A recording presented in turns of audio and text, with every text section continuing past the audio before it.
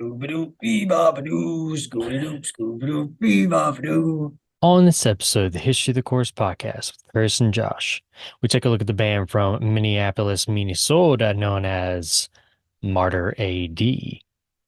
Make sure to follow us on Twitter at IsSurvivedByPro for news and latest episode postings. And make sure to subscribe to the show, leave us a 5-star review, and write us a comment on YouTube or whatever podcast service you're using. And if you'd like to see us do some live streams, leave us a comment or tweet us the keyword stream. Now, without further ado, let's start the show. The devil is in Atlanta. Army surrounded.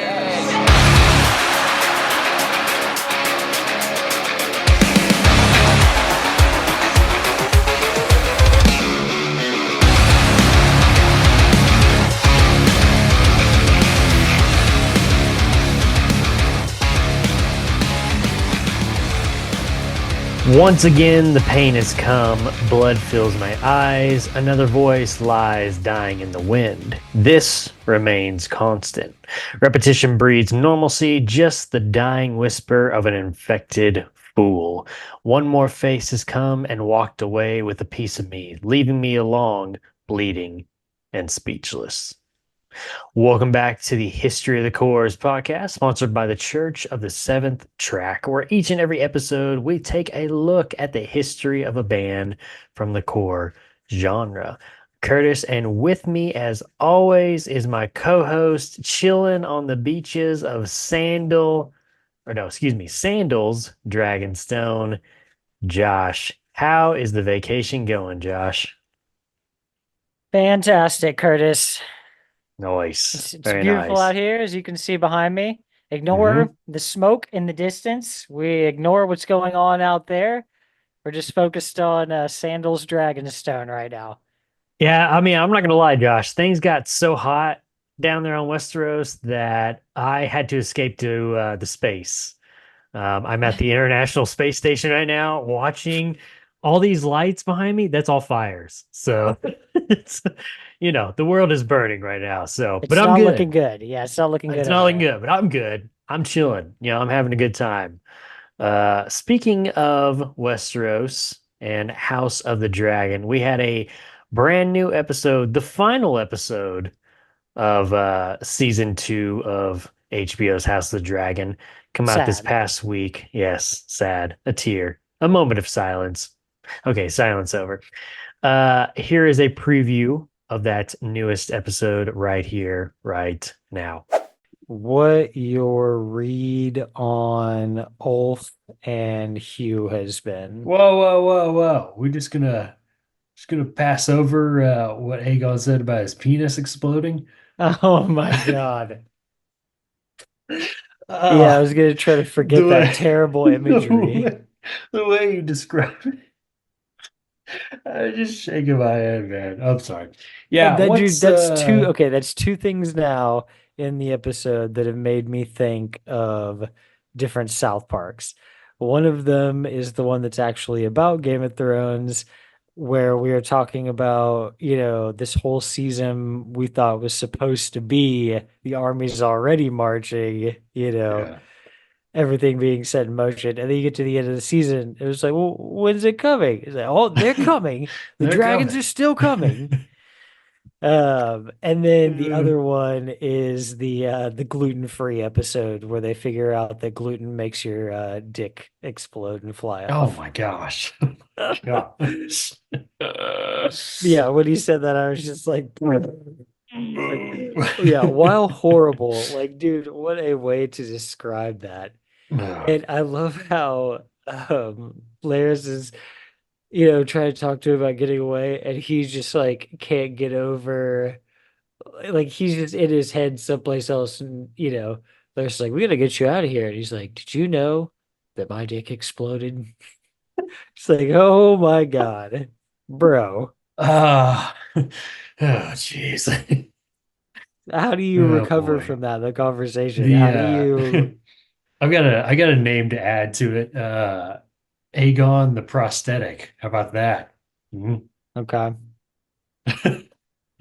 Yeah. Yeah. Aegon the sausage. Fire! Watch as the Fire world from the burns. sky. Oh, man. Yep, that was the season finale of season 2 of HBO's House of the Dragon. But Josh, we are not done here in season 2 of Throne of the Dragon podcast. We'll have one more episode for you this next week. It'll be our season 2 recap and a look ahead for season 3, and then probably what we'll be doing in the off season, kind of give you a timeline and such. So be on the lookout for that episode. Alrighty, Josh. Let's go and take a look at the band known as Martyr A.D. Bye-bye. Uh, yeah, their music is categorized in the genre of metalcore, and they were born out of the ashes of Minneapolis, Minnesota metalcore band Disembodiment's breakup. As husband and wife Joel Johnson on guitar and Tara Johnson on bass would recruit their former drummer Justin Kane on drums while adding new faces Charlie Johnson on guitar and Mike Fischetti on vocals. Have you ever heard of Martyr AD before, Josh? No, You're not familiar with the Minneapolis, Minnesota metalcore scene, man. I'm not. I can't say that I am. Did I hear you right? There's two women in this band? There's one woman, Oh, Tara. okay. Tara. Yeah, Oh, Tara. okay. Yep. Right here. Did I point right? I can't see my screen. Right. Yep. Yeah. Right there. Yeah. With a small following from their former group coming over, the new Twin Cities metalcore band would make quick work of their first release, a set of demos called the Human Condition demo in 2000. This demo would garner the attention of Ferret Records, who would commission the band to release their first full-length album, 2001's The Human Condition in 12 Fractions from Ferret Records. Produced by Paul Bush and guitarist Joel Johnson, this will be the only album for vocalist Michael Fischetti and drummer Justin Kane. All but 3 songs, Josh, on this album are re-recordings from their demo. So be on the lookout for that. So who are the husband and wife here? Joel Johnson, who produced this album And and their he next does one, guitars? he does guitar, and then the Okay. bassist Tara Johnson. Okay. Yep. This lady. Right. All right. Author Jay Pavia from teethofthedivine.com wrote in his review of the album, quote, rising from the ashes like a phoenix of Minneapolis's disembodied comes Martyr A.D. Although Martyr continues in a similar vein of heavy hardcore, this is clearly a new band. Naturally, traces of the deceased unit still surface, mostly in the form of dissonant guitar shrieks and pounding palm muting, but Martyr is faster, smarter, better, and believe it or not, even heavier. Martyr AD's Ferret Records debut, The Human Condition in 12 Fractions, mixes high-speed chaos and off-time rhythm twist with super heavy breakdowns. So what, you say? Well, get this. These guys actually write songs, as opposed to barrage after barrage of random riffs. Check out the glorious intro and In Flames worthy chorus of 7525. Didn't see that coming, did you? Martyr also hits the spot with nail-biting, vicious neo-thrash like the Montreal Screwjob and Broken Mouth.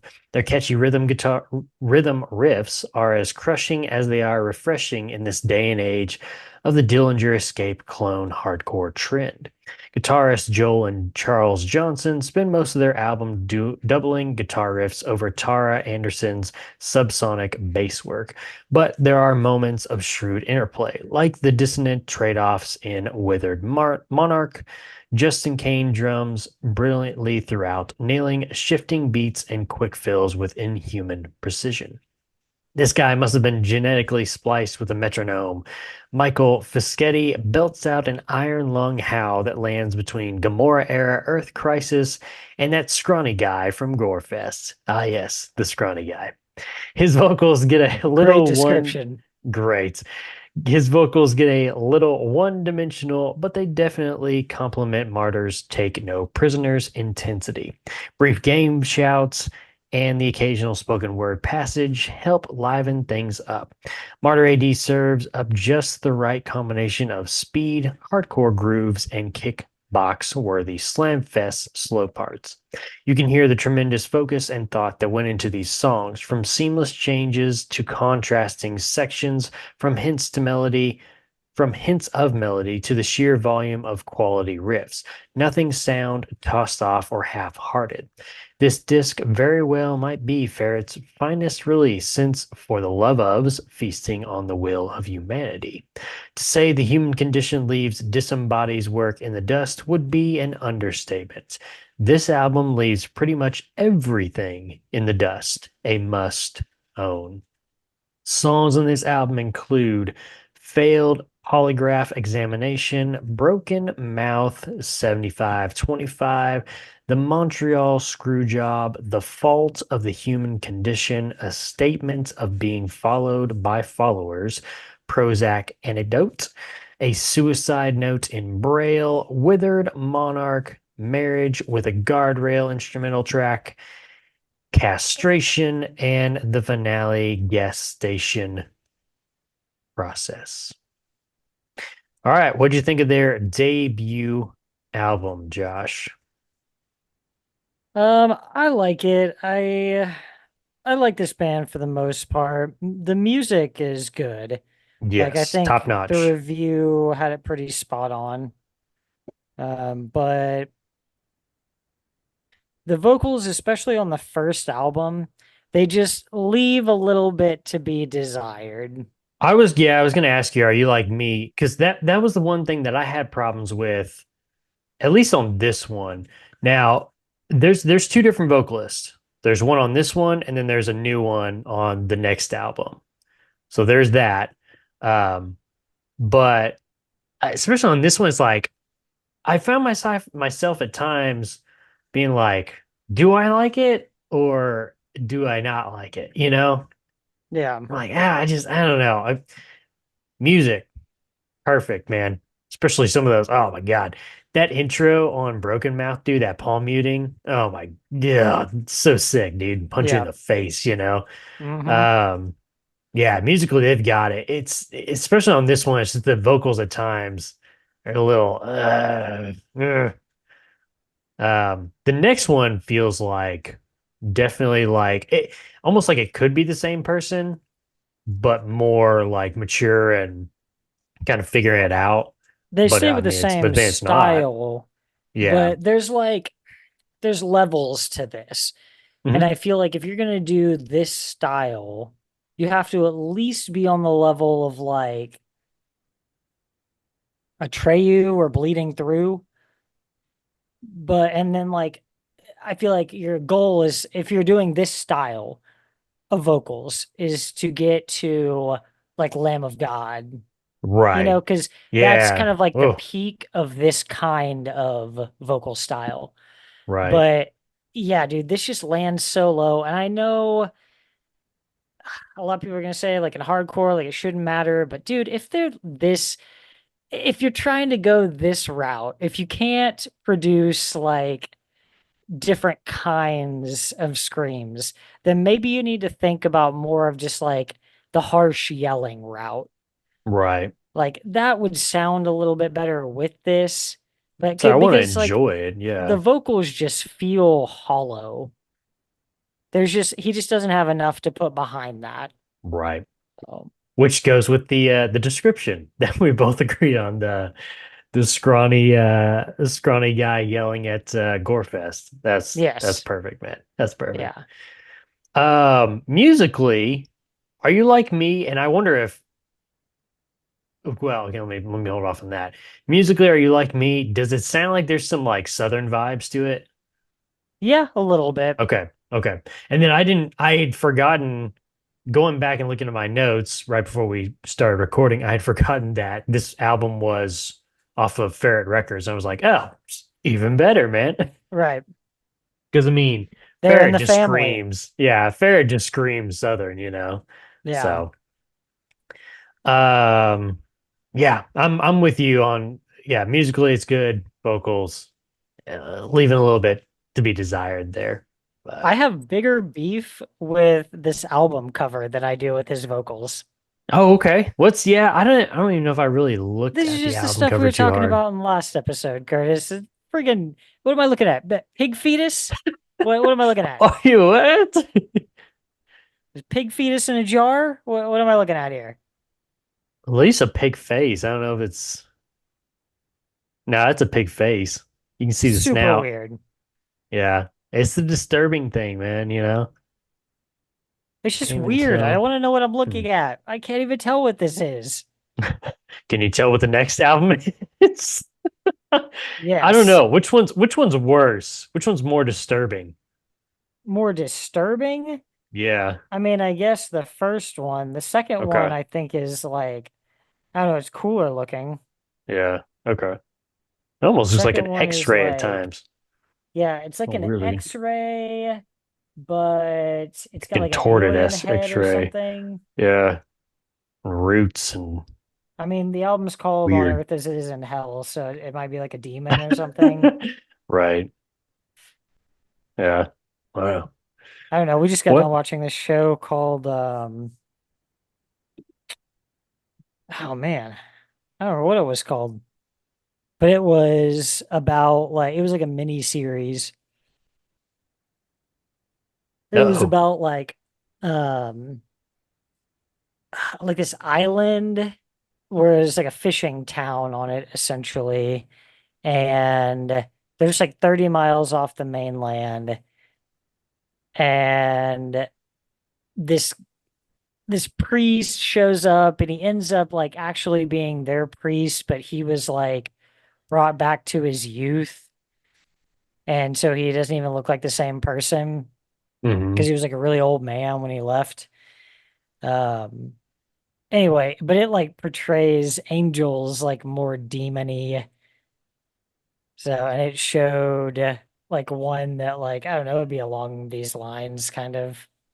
Hmm. Okay. Interesting. You It don't was remember what it's interesting. called? I can't remember what it's called. It's on Oh, Netflix. that's weird. Okay. I'll let you know. Okay. Well, that is their debut album, 2001's The Human Condition in 12 fractions. Following the release of that debut album for Ferret Records, the band would find themselves touring along with such bands as Poison the Well, Throwdown, The Haunted, Bury Your Dead, Walls of Jericho, among others. If you don't settle down over there, Tater, I'm gonna have to drive over there and do something about it. I'm assuming it's Tater. Might be Sassy. I don't know. No, it's Tater. It's 99%. always I was Tater. like 99% sure it's Tater. All right, vocalist Michael Fischetti would be replaced by new vocalist Andrew Hart, and drummer Justin Kane would leave the band, eventually being replaced by Carl Hensel.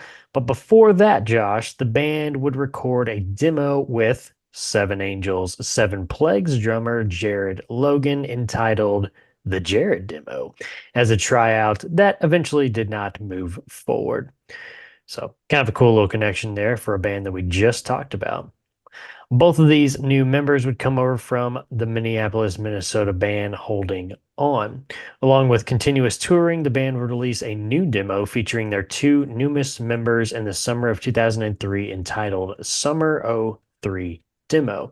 And meanwhile, the band would start to work on writing and soon after recording a new album, this time under a new label, One Victory Records.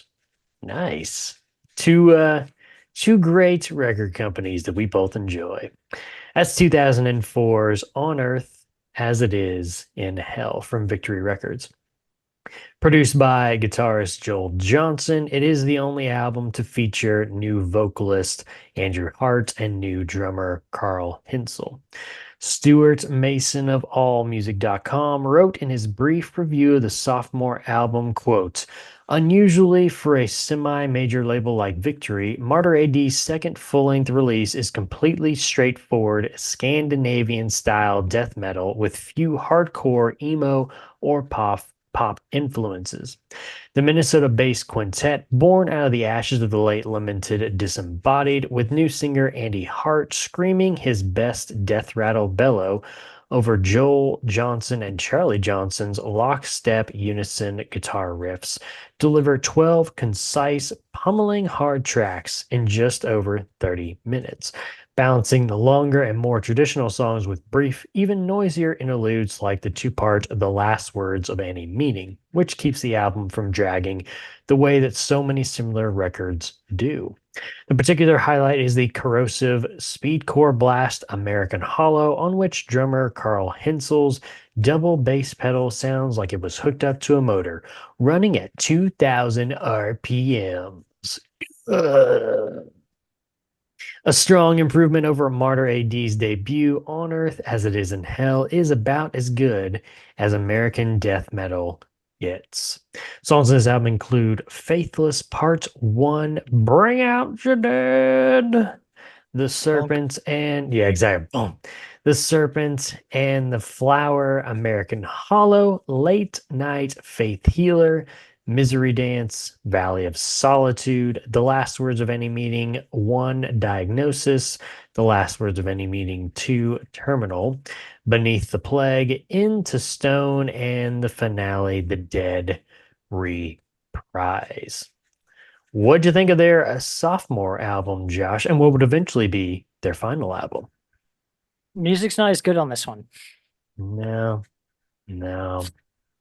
Where's Vocals got a the little bit better. Music's Yeah, not as it's like punchy. we were music's here, vocals, and this we kind of was like, what happened? Wait, what happened here, man? You're Yeah. supposed to be bringing it up to your level, man.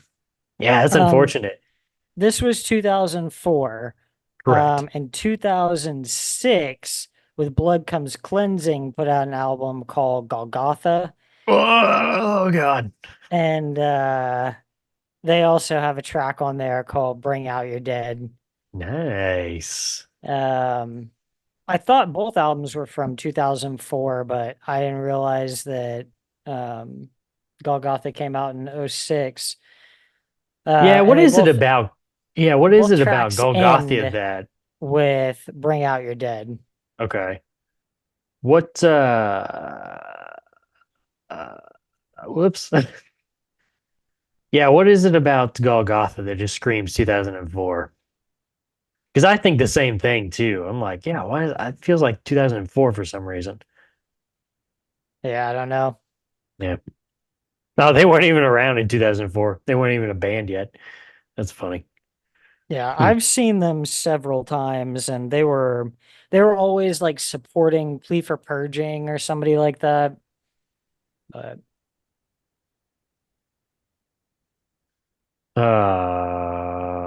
Yeah, it's unfortunate. It almost would be nice to have heard them do like a re-release of their first album with the new vocalist. So you still get like the music, but you get that new vocal style. Well, not style, but just like a better version of it, you know.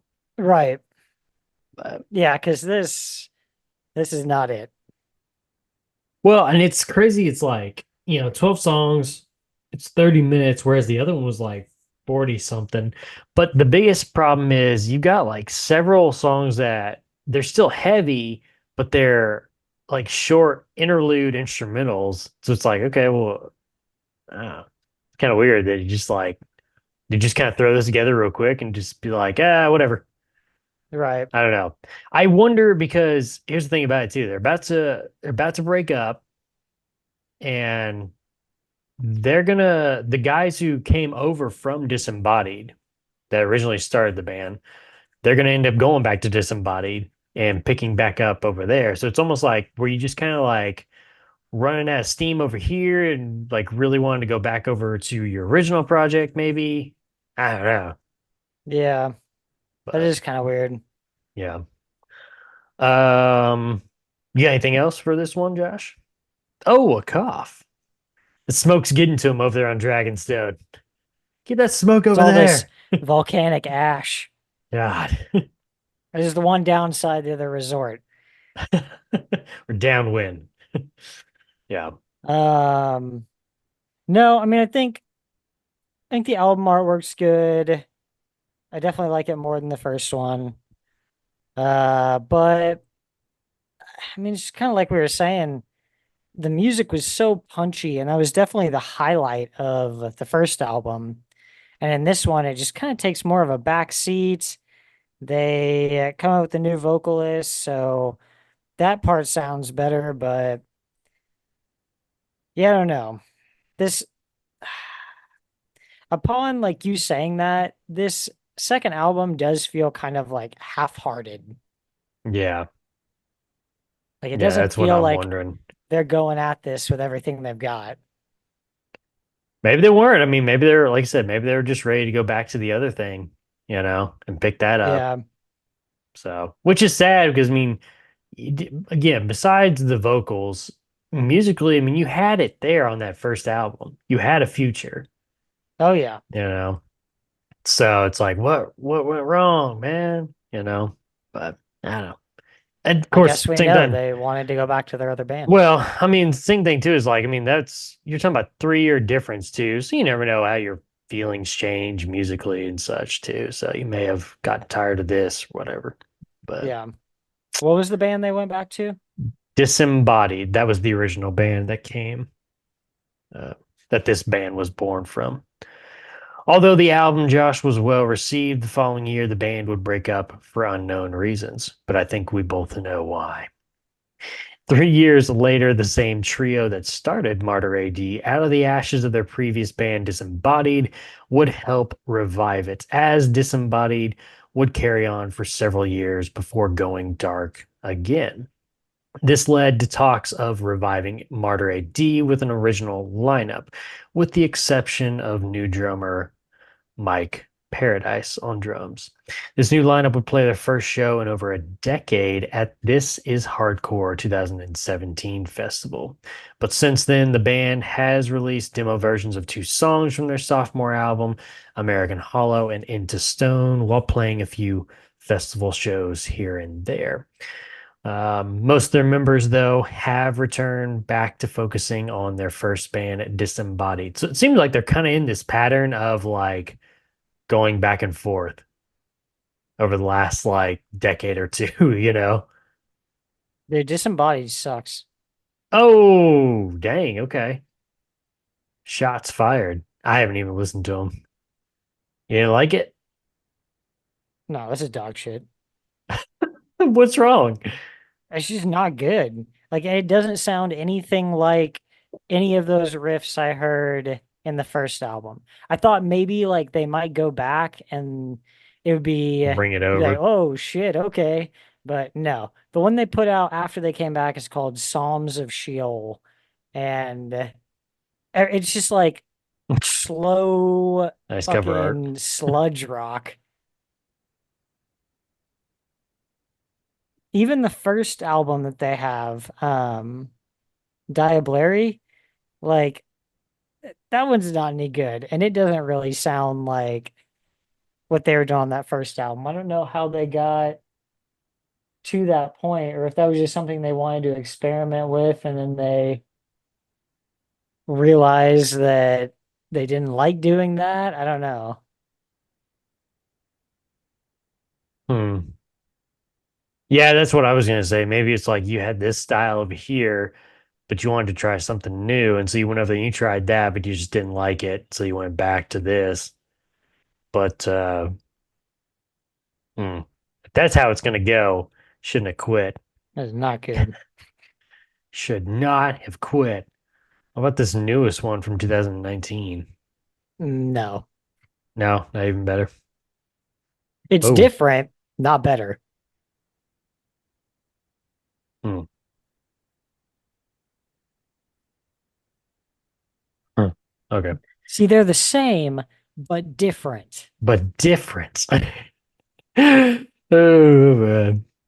Well, all right, Josh. Any final thoughts on the band known as Martyr A.D.? Um, No, they really dropped the ball. I don't have any what could have been because it's like it looks like they dipped their toe in the water there and we're like, this isn't for us. We're gonna go back to Hmm. making bad music. Now you could probably still say what could have been if their choices didn't. or if their preference in music or whatever what they wanted to do at the time didn't change, you know.